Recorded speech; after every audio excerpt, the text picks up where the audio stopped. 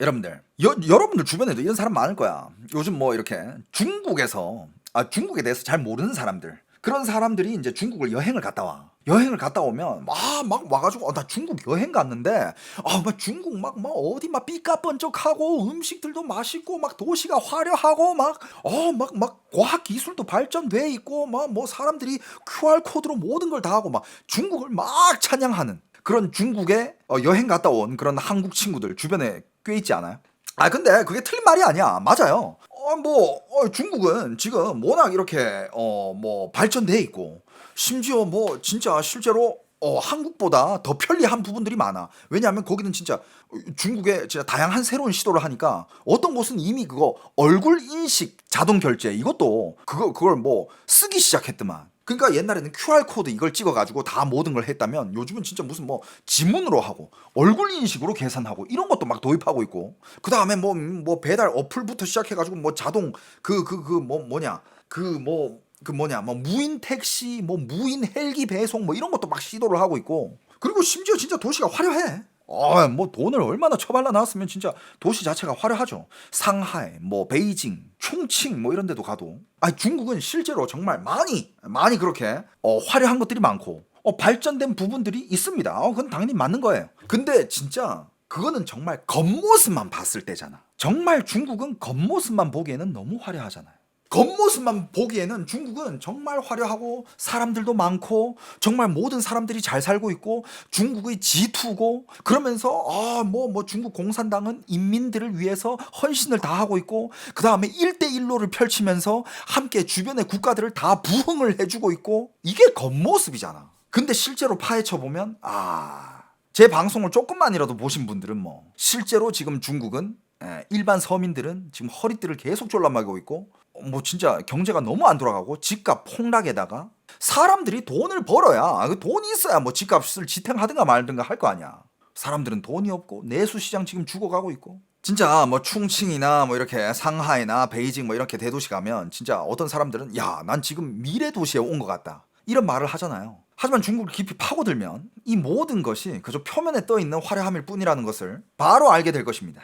자, 이른바 자체 혁신이라고 불리는 기술들 속에 얼마나 많은 핵심 부품, 운영 체제, 칩, 알고리즘이 여전히 서구의 기술과 장비에 의존하고 있는지는 뭐 누구나 다 아는 사실이잖아요. 그죠? 근데 이거는 겉보이는 거고 정말 중요한 거는 중국에서 정말 살고 있는 사람들이 고려해야 할 것들 혹은 중국 가서 살려는 사람들이 고려해야 할 것들은 뭐 신용카드를 뭐 얼굴로 대체할지 얼굴로 뭐 자동 결제가 되는지 안 되는지 이게 중요한 게 아니라 이 나라의 자유로운 환경, 공정한 제도, 건강한 상태 그리고 전반적인 시민적인 의식 이런 것들이 있느냐 없느냐 이게 훨씬 더 사람이 살아가는 사회에 있어서는 중요한 거잖아요. 이런 중요한 영역에서는 중국은 어떤 평가를 받고 있느냐 제대로 된 것들이 하나도 없다라는 평가를 받고 있습니다. 중국을 잘 아는 전문가들한테는 그냥 일반 사람들은 뭐 중국에 그렇게 관심이 없어. 근데 중국 여행 갔다. 어우 야 너무 좋다. 와 삐까번쩍하다.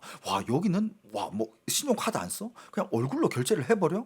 와 대박이다. 뭐 이런 거를 제일 중요한 것은 뭐냐? 그렇다면 만약에 정말 그냥 겉모습을 봤을 때 우리가 느끼는 것처럼 정말 그렇게 발전돼 있고 삐까번쩍하고 그러면 제일 중요한 건 뭡니까? 그러면 중국 인민들이 제일 행복해야 될 거 아니야. 맞죠? 하지만 중국의 현실은 뭐죠? 베이징의 미국 대사관 문 앞엔 항상 긴 줄이 늘어서 있습니다. 뭐냐? 매년 부호와 중산층들이 미국 혹은 해외로 가기 위해서 비자를 받기 위해서 서 있는 줄들입니다. 지금도 그래요. 미국 대사관 앞에는 중국 사람들이 미국으로 가기 위해서 줄을 쫙 서 있는데 유럽을 가든 미국을 가든 여러분들 이거 들어봤어요? 미국 사람들이 혹은 유럽 사람들이 중국으로 가서 살기 위해서 중국 대사관 앞에서 비자를 받기 위해서 막 미국 사람들이 줄 서 있고 있다. 이런 얘기는 전혀 들어본 적이 없죠. 혹시 이런 얘기 들어봤어요? 중국이 만약에 그렇게 살기 좋으면 그건 뭐 한국 사람들이라고 모르려나? 한국 사람들이 얼마나 그런 거에 대해 민감한데? 근데 이런 거 안 들어봤죠? 한국 사람들이 중국 이민을 가기 위해서 막 서류를 만들고 엄청 노력을 하고 있다. 들어본 적 없죠? 미국에도 없고 유럽에도 없습니다. 이게 인간 지표예요. 만약에 정말 중국이 보여주고 싶어하는 모습처럼 뼛속까지 살기 좋은 나라다. 그 누가 안 가겠어? 인간 지표가 제일 진실된 겁니다. 이런 표면적으로는 화려하고 내면은 공허한 이런 모순은 국가의 과학 기술뿐만이 아니라 구체적인 기업 브랜드 운영에도 이게 나타나요. 그게 바로 오늘 얘기하려는 대표적인 브랜드가 샤오미예요. 여러분들, 대륙의 실수, 이거는 뭐 워낙 많이 들어보셨죠. 대륙의 실수, 그 시작이 뭐였습니까? 샤오미의 배터리였어요. 샤오미 충전 배터리. 샤오미 대륙의 실수, 샤오미 물건 좋아. 그게 어떻게 보면 이제 대한민국에서 샤오미를 알리게 된 그런 결정적인 계기가 되었었는데, 자, 여러분들이 모르는 샤오미를, 여러분들이 잘 알지 못하는 샤오미를 오늘 한번 얘기해 보려고 합니다. 그리고 샤오미를 또 얘기하려면 빼놓을 수 없는 게 중국 샤오미의 대표 레이준을 빼놓을 수가 없습니다.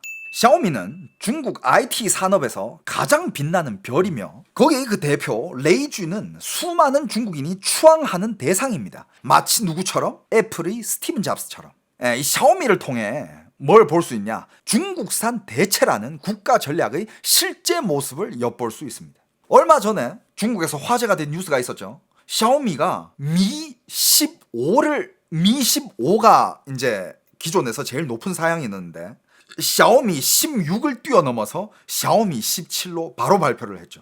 샤오미 16은 건너뛴 거야. 그러면서 샤오미 15였다가 이번에 발표한 게 미 17, 미 17 프로, 미 17 프로 맥스. 네이밍 방식과 숫자까지 애플을 그대로 따라하고 있습니다.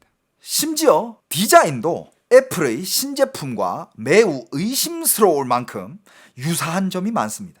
여러분들, 애플에서는 아이폰이 대표적이잖아요. 애플에서 차를 만들지는 않잖아요. 무슨 얘기까지가 있냐면 샤오미에서는 미카도 만들어요. 자동차를 만듭니다. 근데 만약에 애플에서 자동차까지 만들었다면 샤오미에서는 자동차 설계비도 엄청 아꼈을 거라고. 애플에서 만든 자동차 따라 하면 되니까. 이런 얘기가 나올 정도로 샤오미는 애플을 따라합니다. 자, 일단 샤오미가 이름을 바꾼다는 소식이 전해진 이후부터 아이폰의 인기를 고의로 편성하려 한다는 그런 비판이 엄청 많았습니다. 아니, 왜 이제 샤오미는 16을 낼 차례인데 왜 아이폰 따라가지고 17을 내냐? 16은 왜 뛰어넘었냐? 그러니까 샤오미의 총재 루 웨이빙이라고 있습니다. 루 웨이빙이 한 말은 뭐냐면 절대 그런 거 아니다. 이번에 이 샤오미 15에서 샤오미 17로 가게 된 이유는 절대 애플이랑 관계가 없다. 왜 15에서 17로 바로 갔느냐? 왜냐하면 지금 샤오미의 기술이 한 단계가 아니라 두 단계가 업그레이드 됐다. 두 단계가 업그레이드 될 만큼 그만큼 앞서가기 때문에 이름을 두 단계를 뛰어넘은 거다. 야, 무슨 소비자들 병신 취급하냐? 뭔 말인지 못 알아들었어? 사람들이 누가 봐도 이거는 아이폰 의식해가지고 이제 미 16 나와야 되는데 갑자기 미 16 뛰어넘고 미 17로 냈잖아. 아이폰이랑 이름도 똑같아. 미 17, 미 17 프로, 미 17 프로 맥스. 사람들이 비판해. 니들 왜 자꾸 아이폰 따라하냐? 애플 왜 이렇게 따라하냐? 아니다. 우리는 아이폰을 따라해가지고 17을 낸 게 아니다. 15에서 17을 바로 간 건 16은 건너뛰어도 될 만큼 기술이 두 단계가 업그레이드 돼가지고 17로 이름을 지은 거다. 이거는 소비자들 그냥 병신 취급하는 거예요. 말 같지도 않은. 근데 나중에 기사 난 거 어떻게 났어? 샤오미 17 프로 맥스 이런 거 다 사가지고 분해를 해보니까 15랑 별로 달라진 게 없대.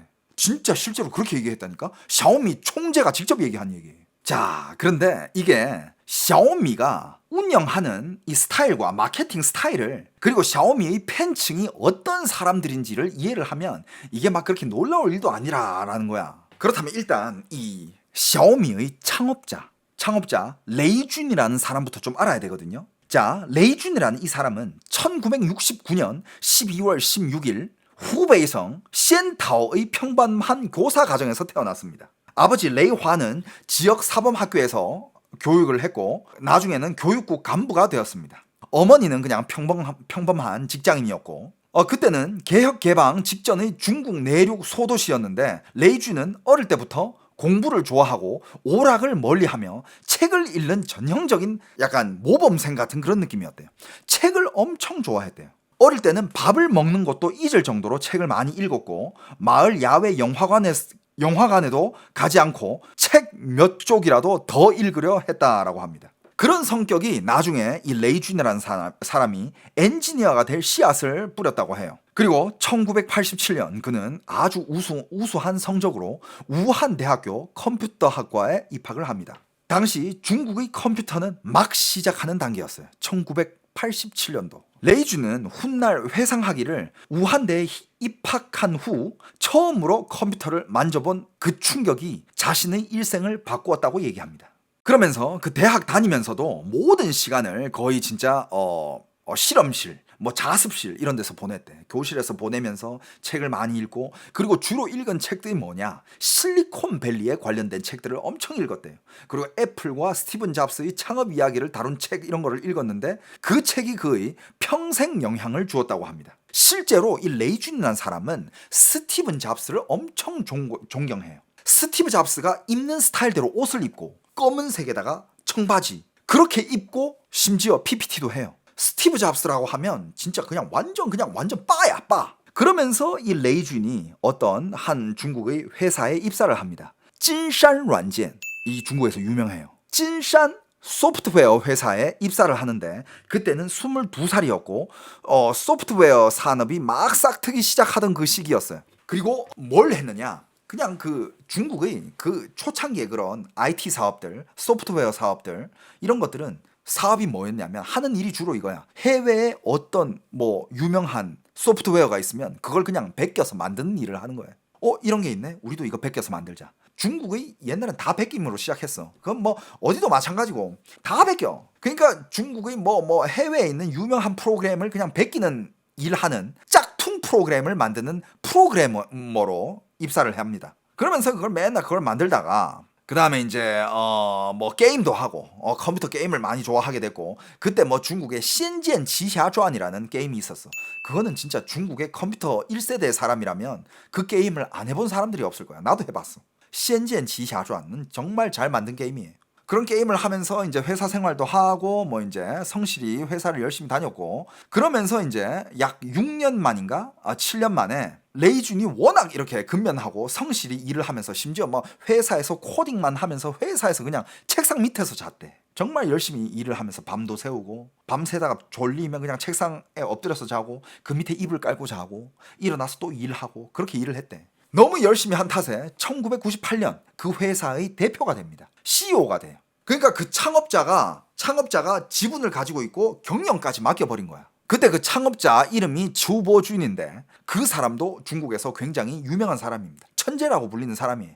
둘이 같이 이렇게 사업을 하면서 2007년 찐샨이라는 회사가 홍콩에서 상장을 해요. 상장을 하면서 레이준이라는 사람은 일선에서 물러납니다. 일선에서 물러나면서 이제 자기가 가지고 있던 주식들을 어느 정도 이렇게 현금화 시켰겠죠, 그죠? 그때 이 레이준은 어마어마한 자산을 만지게 됩니다. 실제로 뭐 어마어마한 자산을 만지게 되면서 재정적 자유를 이뤘다고 합니다. 그러면서 그때 당시 중국이 막 이런 여러 가지 뭐 프로그램, 여러 가지 뭐 이런 사업들을 막 손댈 때야. 뭐 중국은 뭐 그때 뭐 메신저 이런 것도 막 해외 거 따라하고 뭐 채팅 프로그램 뭐 무슨 플랫폼 프로그램 이런 것도 다 따라할 때야, 해외 거. 그러면서 이제 레이준은 계속 이제 그런 신생 기업에다가 막 투자를 해줘요. 근데 걔가 초기에 투자했던 그런 스타트업들이 다 대박이 나요. 그 대박 나는 회사들 중에서 지금이 무슨 뭐 YY도 있고 뭐 UC 브라우저도 있고 막 아마존한테 인수된 쪼유왕 이런 것도 있고, 그러니까 투자하는 것마다 또 다 잘 돼. 그러면서 돈을 엄청 크게 벌죠. 어떻게 보면 되게 정말 천재적인 투자자고 사업가예요. 그리고 책을 많이 읽었기 때문에 책에서 배운 거를 그대로 실행에 옮깁니다. 그러면서 2010년 4월 6일에 레이준이랑 림빈이라는 사람이 같이 샤오미科技, 샤오미 회사를 만들어요. 초기에 샤오미는 자체 하드웨어 제품 없이 안드로이드를 기반으로 개발한 휴대폰 운영체제 인터페이스만 있었다고 합니다. 하지만 이렇게 커뮤니티 운영, 그리고 소규모 테스트, 사용자 공동 창작 등을 통해 샤오미는 빠르게 첫 번째 이 미펀을 확보하게 돼요. 미펀, 샤오미의 팬층을 확보하게 됩니다. 약간 애플도 애플바라고 있잖아요. 샤오미도 샤오미바를 만들게 돼요. 샤오미는 처음부터 이렇게 핸드폰을 만들지 않았어요. 막 다른 거 이상한 것부터 막 이렇게 막 만들고 그랬어. 소규모로 생산하고 그러면서 팬들을 막 이렇게 팬층부터 확보했어. 약간 샤오미를 무슨 핸드폰을 만드는 회사처럼 키운 게 아니야. 약간 아이돌을 운영하듯이. 여러분들 한국도 아이돌 데뷔하기 전부터 팬층이 생기잖아. 샤오미를 그런 식으로 스토리텔링 하면서 마케팅을 한 거야. 충성 고객을 만들면서. 그러면서 2011년에 1세대 휴대폰이 공식 출시됩니다. 그러면서 다양한 마케팅을 시도하는데 그때 썼던 마케팅이 뭐냐? 딱 이거예요. 우리는 하드웨어 이윤 5%만 남긴다. 예를 들어서 니들이 이거를 10만 원 주고 사잖아? 우리 이거 5천 원 남기는 거야. 나머지 9만 5천 원은 다 그 안에 들어가 있는 기기값이야. 우리는 가성비 최고야. 우리는 이윤을 그렇게 많이 남기지 않아. 가성비 우리 따라올 수 있는 브랜드가 없어. 이런 식으로 마케팅을 슬로건을 내세워서 진짜 어마어마한 중국의 충성 고객을 만들기 시작합니다. 이 전략은 고성능과 저가 제품을 원하는 중국 시장의 핵심적인 그 점을 딱 정확히 공략했다고 합니다. 이거는 진짜 전 세계 사람들이 다 그렇진 않지만 대부분 사람들은 이래. 싸면서 좋은 거 없나? 싸면서 좋은 거 가성비. 근데 여러분들 세계에는 솔직히 싸면서 좋은 건 없어. 좋은 거는 비싸. 그리고 싼 거는 대체 그렇게 좋은 물건은 아니에요. 하지만 얘네들은 그걸 내걸으면서 그때도 폰이 그렇게 완벽하지도 않았어. 막 이런 거 있잖아. 여러분들 중국에 그때 샤오미 처음에 나왔을 때 예를 들어서 지금 이거 옆으로 넘기면 바로 넘어가잖아. 바로 넘어가잖아. 옛날에는 이거 딱 넘겼을 때 2초 있다가 넘어가. 또 넘기면 2초 있다가 넘어가고. 그런 시절이 있었잖아요. 하지만 우리는 가성비를 내세운다라고 하니까 뭐 초기 단계고 그것만 해도 이게 뭐 얼마나 센세이션이야. 그러면서 그때의 뭐 삼성폰이나 LG폰이나 아이폰이나 뭐 그때 모토로라 뭐 이런 거랑 비교했을 때는 너무 싼 거야. 그러면서 이제 충선 고객이 생기면서 당연히 이것도 내걸었죠. 국산 제품을 지지합시다. 중국도 애국심이 넘쳐나는 그런 소분홍들이 많잖아. 야, 국산 제품 우리 지지하자. 이런 팬층까지도 모으면서 이제 쌓기 시작했고, 그때부터 그는 뭐에 집중하느냐? 마케팅에 집중하게 돼. 제품을 파는 것뿐만 아니라 이야기를 팔기 시작합니다. 말 그대로 스토리텔링. 여러분들 요즘은 진짜 어떤 제품을 팔든 어떤 서비스를 팔든 거기에 스토리가 없다. 그러면 그거 팔리기 쉽지 않습니다. 레이주는 항상 이렇게 얘기해요. 자기 자신을 작은 식당에 비교를 합니다. 우리는 작은 요리집이다. 정말 작은 식당인데 모든 사람들이 그 맛있는 요리를 즐기기 위해서 우리는 5성급 호텔의 요리를 작은 식당이지만 우리는 열심히 만들고 있다. 뭔지 알지? 그러니까 평범한 사람들도 이런 기술의 즐거움을 누릴 수 있게끔 우리는 그렇게 만들고 있다. 우리를 작은 식당으로 생각해라. 여러분들 작은 식당에 들어갈 때 어떤 느낌이에요? 여기는 뭐 가격 부담도 없이 딱히 부담 없이 그냥 밥 먹으러 들어가잖아. 누구나 다 편안하게. 우리는 작은 식당이다. 이런 식으로 마케팅을 합니다.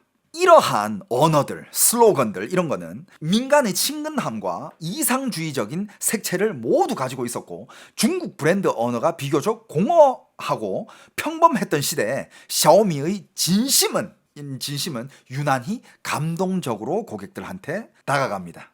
하지만 이 진심 또한 극도로 정밀하게 계산되었던 마케팅 전략이었죠. 샤오미는 플래시 세일과 퀵 구매 이런 걸 통해 희소성을 만들고 커뮤니티 상호작용으로 소속감을 키우며 레이준의 개인 이미지를 통해 브랜드 성격을 형성하기 시작합니다. 이 샤오미를 쓰는 것 자체로도 우리는 패밀리야. 우리는 같은 방향을 보는 사람이고 우리는 같은 처지의 사람들이야. 그런 편안한 이미지를 구축하면서 이제 함께 가는 이 사례는 어떻게 평가되냐면 감정과 전략이 완벽하게 결합된 모범 사례이며 진심이 디자인될 수 있는 기술이자 전략이라고 얘기합니다. 그러면서 나중에 샤오미의 부상과 함께 샤오미는 말 그대로 미친 듯이 치고 올라갔잖아. 샤오미 미폰뿐만 아니라 샤오미에서는 온갖 전자제품을 다 만들잖아요. 그러면서 이 레이준이라는 사람은 어떻게 되느냐? 점점 신격화되었습니다. 언론들은 그를 중국의 잡스, 이름이 레이준이잖아. 레자 발음이잖아. 중국의 잡스, 랩스라고 불렀어요. 잡스, 랩스. 감성으로 제품을 만든다라고 얘기를 했습니다. 그러면서 이 랩스는 잡스를 끊임없이 모방을 합니다. 옷 입는 거, 안경 쓰는 거, 실제로 얘가 PPT하고 새로운 제품을 출시할 때 잡스랑 똑같은 옷과 똑같은 운동화를 신고 나와요. 그러면서 잡스가 하는 제스처와 똑같은 이런 제스처들 뭐 이런 것들 똑같이 따라하면서 거의 진짜 무슨 스티브 잡스 모방 쇼처럼 만들었어요. 실제로. 그러면서 나중에는 여기에 만족하지 않고 매년마다 레이준의 개인 연설회까지 개최합니다. 그러면서 이제 이게 레파토리가 좀 비슷한 게 처음에는 뭐 이런저런 주제를 매년마다 주제를 정해. 뭐 성장이라는 주제도 정하고 변화라는 주제도 정하고 뭐 이런 주제를 정하면서 학창 시절과 창업 경험을 얘기하면서 눈물과 콧물 막 쫙 빼면서 얘기를 해요. 근데 그게 이제 먹히다가 올해부터 인터넷상에는 이미 대규모의 조롱과 비난이 쏟아져 나오기 시작합니다. 특히 샤오홍슈에는 레이준 관련된 이런 이야기가 많이 있는데 그 밑에는 뭐 수천 개의 댓글이 달리기 시작했고 댓글 대부분이 부정적입니다. 조롱을 하기 시작해요. 아, 얘 이제 울 타이밍이다. 아, 얘 또 우네. 얘 올해는 이거 언제 꺼내지? 뭐 이런 거 있잖아 이제. 얘의 그런 스토리텔링과 레파토리가 먹히지 않는 거야. 너무 이제 그게 말이 되냐고. 15에서 17을 낸 거, 16을 뛰어넘은 거는 우리가 2단계 업그레이드 됐기 때문에 17을 낸 거다. 이거는 진짜 소비자를 병신 취급하는 거예요. 진짜로. 그러면서 시간이 지나면 지날수록 이제 소비자들이 진짜 바보가 아니거든. 야, 쟤는 저거는 진짜 처음부터 끝까지 철저하게 설계되어 있는 거다. 쟤 너무 이제 가식적이다. 그러면서 사람들이 더 이상 이 레이준의 이런 연설, 이런 스피치에 감동을 받지 않습니다. 자, 그리고 마케팅 최고의 경지라고 부르는 곳이 있는데, 자, 일단 스토리를 텔링하고 그 다음에 연대감을 끈끈이 이어놓고 우리는 갔다. 그러면서 얘가 이게 접근 방식이 또 이랬어. 만약에 그냥 아무 스토리가 없이 그냥 스티브 잡스를 아이폰을 모방해가지고 만들어내놓고 그냥 팔아. 그러면 그냥 이것도 아이폰 짭퉁이네 이렇게 돼버리잖아. 그게 항상 중국 브랜드가 가졌던 이미지잖아요. 레이준은 그렇게 안 했어. 스티브 잡스를 존경한다라고 항상 얘기를 해요. 존경하면서 나는 중국의 스티브 잡스가 될 거다. 꿈을 제시하고 나와 함께 하면서 우리 중국에도 이런 걸 만들 수 있다는 걸 우리가 함께 증명합시다. 이 중국의 소비자들 국뽕. 야, 애플이 왜 미국에서만 나야 돼? 중국에도 그런 브랜드 못 만든다라는 얘기 없잖아. 그러면서 막 중뽕에 차가지고 이런 마케팅을 하면서 마지막 단계는 뭐냐? 바로 고통을 호소하고 눈물을 흘리며 감정에 호소하고 이야기를 만들면서 물건을 파는 거래. 그러니까 우리 끈끈하게 엮여 있는데 이제 여기서 마지막 한 방이 눈물 호소. 무대 위에서 끊임없이 이야기를 하고 카메라 앞에서 눈물을 흘리며 커뮤니티에서 소통함으로써 나는 당신을 이해하고 나도 당신과 같다. 이러면서 눈물을 흘리면서 나도 너랑 같다. 뭐가 같아? 재산이 몇 조가 있는데 진짜. 이게 마케팅의 최고 경지인데 시간이 지나면서 이런 운명을 거스르는 역전승, 이런 스토리텔링이 이제 더 이상 대중들에게 먹히지가 않는 거예요. 대중들도 이제 피로감을 느끼죠. 감성팔이. 그렇지, 한국말로 하면 딱 그거야. 감성팔이. 근데 이거는 마케팅의 또 일부분도 있지만 또 샤오미가 중국에서 많이 팔리는 가장 큰 이유 중에 한 개는 뭐냐? 바로 저렴함이에요. 샤오미는 말 그대로 아주 쌉니다. 샤오미를 중국 사람들이 많이 사는 이유 중에 한 개가, 물론 뭐 국뽕에 취해서 샤오미 팬이라서 사는 사람들도 있지만 제일 중요한 거는 삼성이랑 아이폰을 살 돈이 없기 때문에, 전화는 해야 되고 스마트폰 기능은 써야 되기 때문에 싼 거라도 사서 쓰자 하고 마음 먹고 사는 게 샤오미예요. 샤오미는 그런 폰이에요. 그냥 수입 고급 브랜드에는 미치지 못하지만 가격은 훨씬 저렴해. 그리고 뭐 얼추 또 따라가. 중국에서 쓴 데는 막 그렇게 큰 불편함은 없어. 그러니까 이제 어떤 사람들한테 만족감을 주냐면, 그러니까 이제 소비 능력이 제한적이지만 기술적 만족감을 추구하는 월급쟁이나 사이비 중산층에게 샤오미는 저가로 하이엔드를 경험하고 싶은 심리, 이거를 정확히 만족시켜줬다고 합니다. 아까도 얘기했지만 중국의 젊은이들은 아직도 이런 심리가 있어. 싸면서 좋은 거. 싸야 돼. 일단 싼데 얘 좋아야 돼. 그런 물건을 찾는 중국 이 소비자들의 심리에 엄청 잘 들어맞는다 이거야. 저렴하기 때문에 품질이 진정한 하이엔드 제품에 미치지 못하는 것은 당연해요. 하지만 레이준의 이 영리한 점은 뭐냐면, 이러한 불만족스러운 부분을 실용적이고 서민적으로 포장하는 방법을 알고 있었다라는 거예요. 이거는 실용적이고 서민적이다. 기술을 못 따라간다? 아니다. 이건 실용적이다. 그리고 그는 이런 마케팅도 했어요. 저렴함. 자기들이 이 저렴함을 일종의 도덕적 우월감으로 만들었습니다. 마치 샤오미를 사용하면 자본주의 사치를 거부하고 민족 산업을 지지하는 것처럼 보이게끔 마케팅을 한 거예요. 당신은 돈을 아끼면서 감각이 있으며 애국을 하고 있다. 중국의 국가 산업을 밀어주고 있다. 당신은 애국자다. 이런 이미지. 근데 확실히 이런 것들이 중국에 먹혔다는 거예요. 영리해 이 사람. 진짜 천재예요, 천재. 정말 천재적이고 난 놈이긴 한데 지금 이게 이제 그 다음을 밟으려면 정말 진짜 실력으로 승부를 봐야 되는데 진짜 실력은 안 나오고 있다 이거야. 그리고 더 영리한 것은 샤오미가 외관과 디자인에서 고급 제품들을 다 모방을 하고 거의 그냥 짝퉁으로 만들었어요. 짝퉁으로 만들고 그냥 샤오미만 붙인 거야. 하지만 여러분들 이걸 보여드려야 되나? 샤오미 차 여러분들 봤어요? 이걸 일단 한번 보여드릴게요.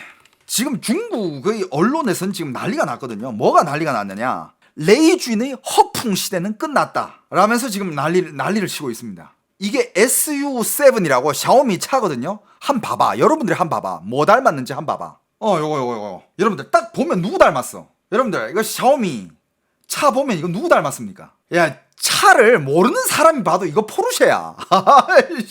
아무리 차를 모르는 사람이 봐도 이거 포르쉐야, 포르쉐. 샤오미 이 차가 나오자마자 중국에서는 얘를 뭐라고 불렀냐? 미르쉐라고 불렀어요. 샤오미랑 포르쉐 합쳐가지고 미르쉐. 그 앞에다가 그냥 샤오미 로고만 박아놓은 거지. 미르쉐. 근데 여러분들 휴대폰은 애플을 베끼고 자동차는 포르쉐를 베끼고 심지어 발표회의 말투, 무대 조명까지 잡스를 따라하고 또 뭐를 베꼈는지 알아요? 밥솥은 파나소닉, 무인 양품 이런 걸 베끼고 공기청정기, 발무대화를 베끼고 모든 거를 다 베껴요. 왜냐하면 샤오미는 다양한 가전제품들이 있잖아요. 다 베낍니다. 디자인부터 시작해가지고 다 베껴요. 하지만 항상 레이쥬는 얘기해요. 존경을 가지고 있고 우리는 오마주를 했다. 베꼈다? 아니다. 우리는 좋은 제품들을 그 제품들을 존경하기 때문에 우리는 그 제품, 좋은 제품을 오마주를 했다.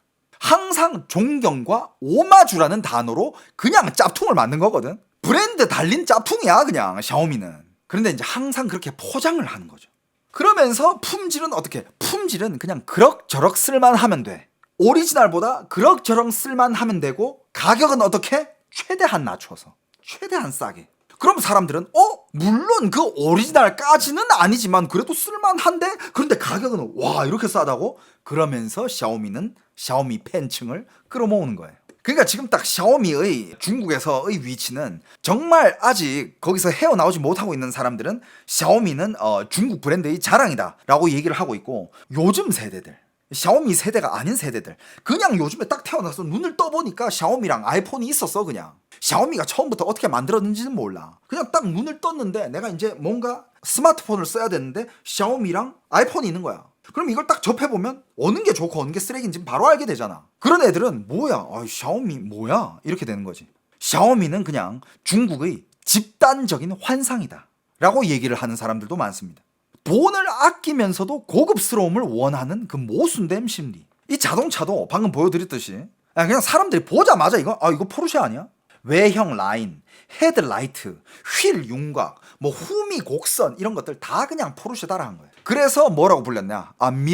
미르쉐라고 불렀어. 미르쉐. 근데 이게 좀 샤오미 차를 내고 나서는 이게 좀 문제가 많았어. 이건 너무 대놓고 뺏겼다. 그러자 레이쥬는 어떻게 말했냐? 좋은 디자인은 항상 마음이 통하는 거다. 워낙 그 포르쉐가 좋은 디자인이었기 때문에 우리도 그렇게 디자인을 따라간 거다. 좋은 디자인은 마음이 통했을 뿐이지 우리가 뺏긴 건 아니다. 이렇게 얘기를 해요. 근데 거기에 대해서 포르쉐도 한마디 했습니다. 포르쉐에서 공식적으로 담담하게 한마디 합니다. 클래식 디자인은 항상 공명을 불러일으킨다 라고 그냥 한마디 했어요. 그러면서 샤오미는 아이폰이든 포르쉐든 존경합니다. 역시 좋아. 우리는 오마주. 우린 절대 짭퉁이 아니야. 오마주. 그러니까 중국의 최초로 짭퉁에다가 브랜드를 씌워가지고 성공한 브랜드야. 뭔 말인지 알겠어요? 중국은 수많은 짭퉁을 만드는 회사들이 엄청 많았지. 다 똑같이 짭퉁을 만들었어. 하지만 레이쥬는 그 짭퉁을 만들면서 그 짭퉁에다가 브랜드를 씌워주고 스토리텔링을 하면서 감정 호소까지 하면서 마케팅을 했다 이거야.